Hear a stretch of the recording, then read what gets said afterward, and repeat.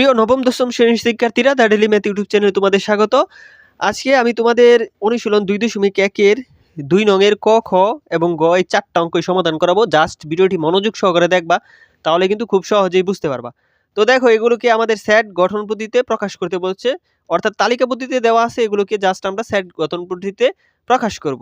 তাহলে দেখো 3, 5, 7, 9, 11 এটা আমরা লিখলাম। তো এটাকে আমরা প্রথমে গঠন পদ্ধতিতে প্রকাশ করি। দেখো 3 কিন্তু একটা কি সংখ্যা? বিজোড় সংখ্যা। 5 ও একটা বিজোড় সংখ্যা, 7 ও একটা বিজোড় সংখ্যা, 9 ও একটা বিজোড় সংখ্যা এবং 11 ও কিন্তু একটা বিজোড় সংখ্যা।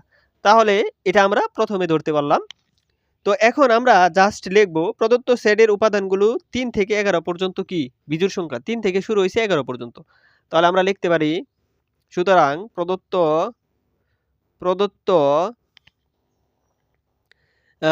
সেটের উপাদানগুলো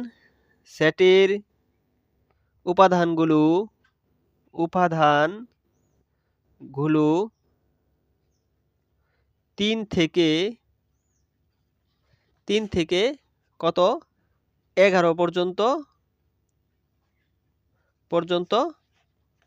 বিজোড় সংখ্যা।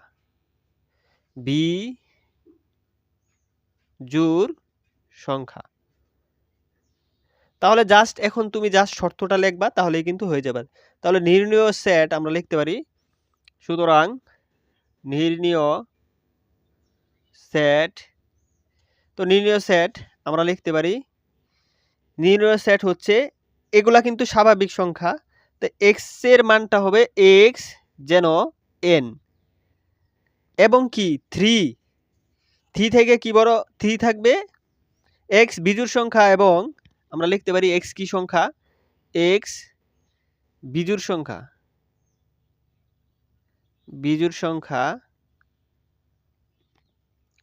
অর্থাৎ 3 এর সমান x এর মানটা, অথবা 11 থেকে কি 11 এর সমান, আমরা এই চিহ্নটা দিতে পারি সর্বসম্ম।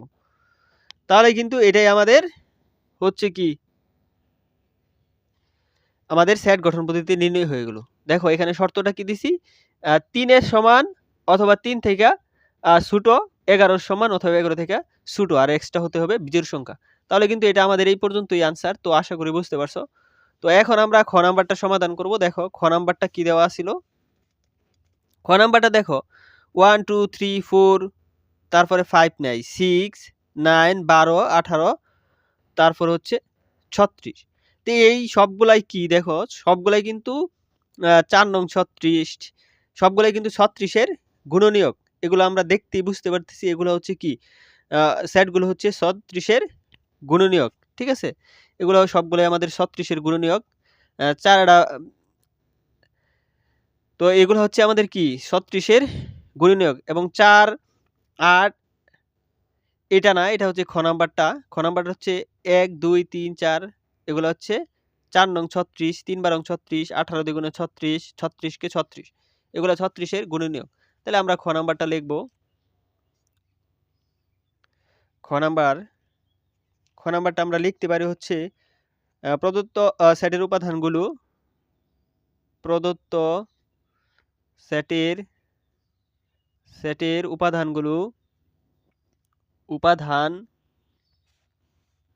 উপাদানগুলো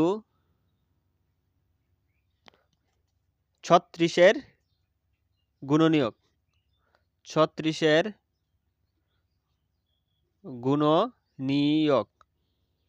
তাহলে সুতরাং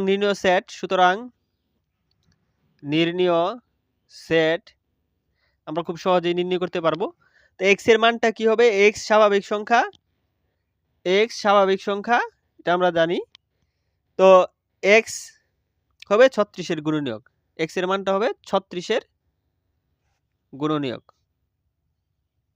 36 এর কথাটা লিখে দিবা, এর গুণনীয়ক। তো এটাই আমাদের আনসার। তো আশা করি বুঝতে পারছো, একদমই সহজ। তো এখন দেখো আমরা ছোট গোটার সমাধান করব। ছোট গোটারা হচ্ছে 4 4 দুগুণে 8, 3 ছাড়া 12, 4 ছাড়া 16, 4 5 20, 4 6 24, 4 7 28, 4 32, 4 9 36, 4 10 40। তাহলে আমরা জানি গণিতক কি, গণিতক হচ্ছে একটা সংখ্যার নেমতা। তাহলে এটা হচ্ছে 4 এর কি গুণিতক না, তাহলে ৪ এর গুণিতক। তাহলে আমরা প্রদত্ত সেটের উপাদানগুলো 40 পর্যন্ত এবং ৪ এর গুণিতক, ঠিক আছে? 40 বা 40 এর সমান 40 পর্যন্ত কিন্তু আমরা গুণিতক। তাহলে আমরা এখানে দেখো ছোট গ নাম্বারটা সমাধান করি। ছোট গ নাম্বারটা একদমই সহজ। প্রদত্ত সেটের উপাদানগুলো আমরা লিখতে পারি এখানে প্রদত্ত সেটের উপাদানগুলো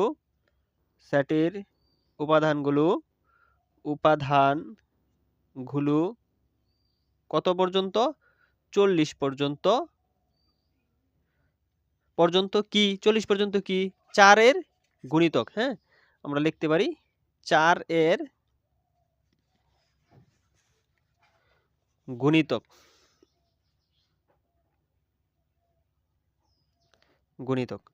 তাহলে সুতরাং নির্ণয়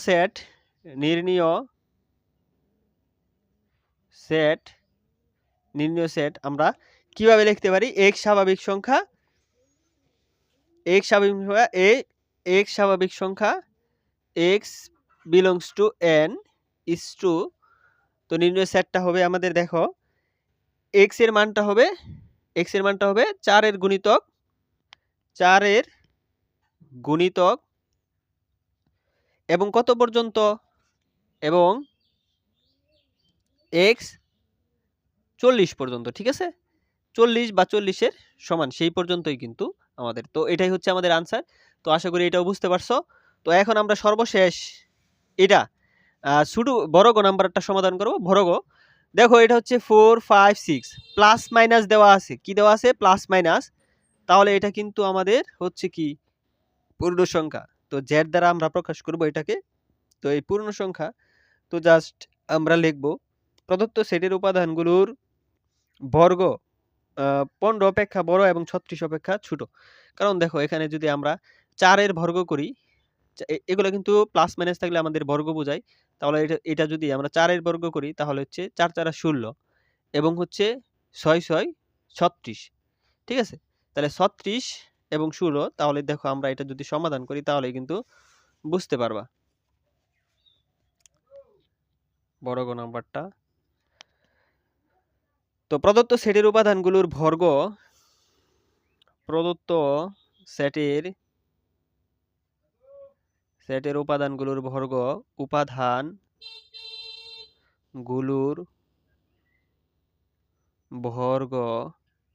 প্রদত্ত সেটের উপাদানগুলোর বর্গ 15 অপেক্ষা বড়, 15 অপেক্ষা বড় এবং 36 অপেক্ষা ছোট। তো এটা আমরা বর্গ করে এটা নির্ণয় করলাম। তো দেখো এখানে সুতরাং নির্ণয় সেট আমরা লিখতে পারি। সুতরাং নির্ণয় সেট কি হবে? x যেন স্বাভাবিক পূর্ণ সংখ্যা, তো x এর মানটা হবে z। তো 15 থেকে কি হবে? 15 থেকে কিন্তু x এর মানটা বড় হবে। 15 থেকে কিন্তু বড়, কারণ আমাদের 16। তাহলে x স্কয়ারের মানটা হবে 15 থেকে বড় এবং 37 থেকে কি 37 থেকে ছোট। এটা কিন্তু আমাদের হয়ে গেছে। তাহলেই কিন্তু আমাদের এটাই আনসার। তো কিভাবে হলো দেখো আবার। তো আমরা যদি এখানে 36 অপেক্ষা ছোট, অর্থাৎ x স্কয়ারের বর্গটা 36 অপেক্ষা ছোট এবং 15 অপেক্ষা বড় হতে হবে, কারণ 16 এবং 36 এর ভিতরে কিন্তু থাকবে। তাহলে 37 আমরা লিখলাম। এটাই হলো আমাদের আনসার। তো আশা করি বুঝতে পারছো। তো পরবর্তী ভিডিওর জন্য অবশ্যই চ্যানেলটিকে সাবস্ক্রাইব করে পাশে থেকো। Thank you watching for this video.